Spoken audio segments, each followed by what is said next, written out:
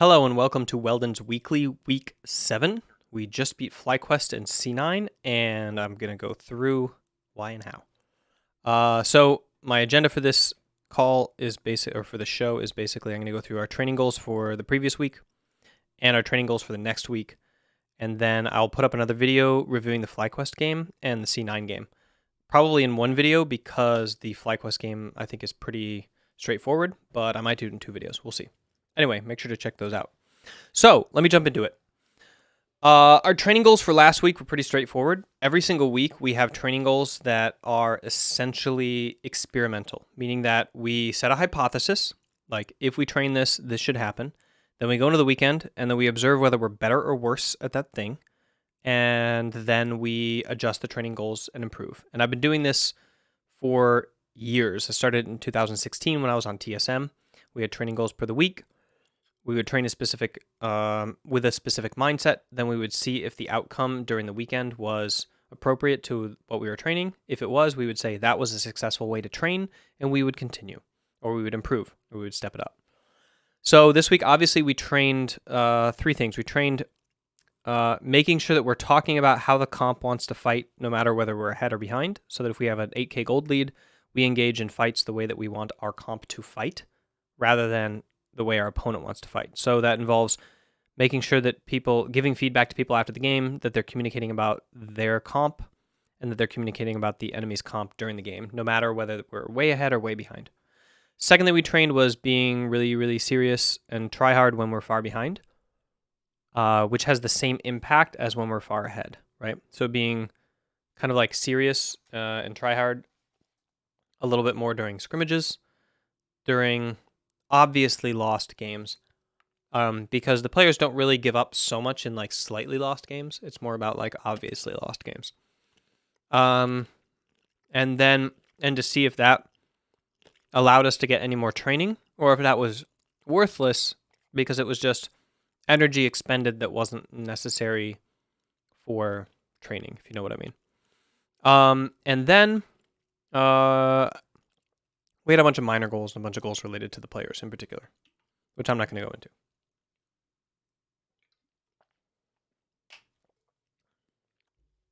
So, how did we do on those goals? Everything improved.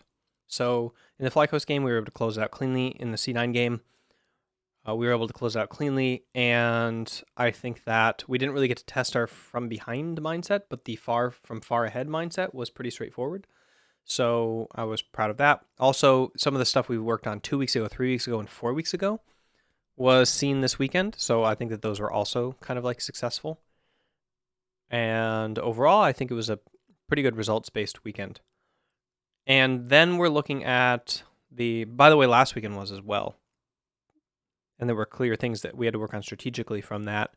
And so I think that those losses weren't like the worst thing in the world, but the things that we want to practice from those losses, such as how we did the Team Liquid game, the Elise jungle, we kind of like fixed that strategy a little bit. We had some hiccups during the week in that exact moment, and we were able to like push through them. So I think you will see in the Cloud9 game, we got Ocean Drake in a pretty tough situation. I think their mid laner was recalling. Their bot lane had just recalled. They were coming back out. Our bot lane was fighting for prio. Vincent was dueling them to get into the river. Their jungler was coming. We saw him on topside maybe or something. And yeah, anyway, that was something that was definitely practiced and something that during the Team Liquid game did not happen, as you could see. So yeah, I think that overall it was a pretty successful week of training. Next week, we are working on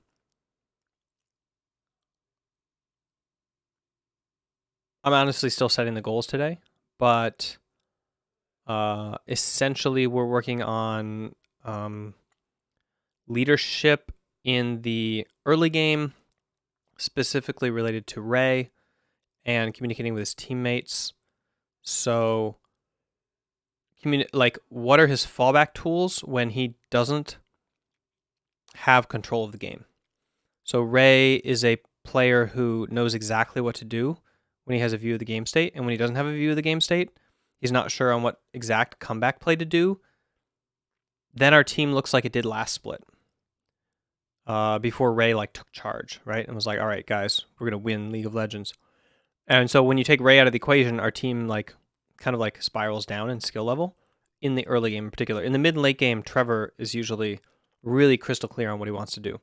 But when our dynamic general, who's like the one who's roaming around the map and has a full picture of how he wants to play the early game, when he's kind of at a loss as to how to get his lanes ahead, and he's like, all right, we're losing everywhere. Like maybe I'm behind and our mid's behind and our boss behind and our top's behind. What do I even do? Like our comeback playbook is something that I want to work on, and originating it from it usually comes out of the comp that we're playing, right? Somebody will have tools to do something. So we got to figure out really strong ways of communicating that. So that's definitely a goal for the week.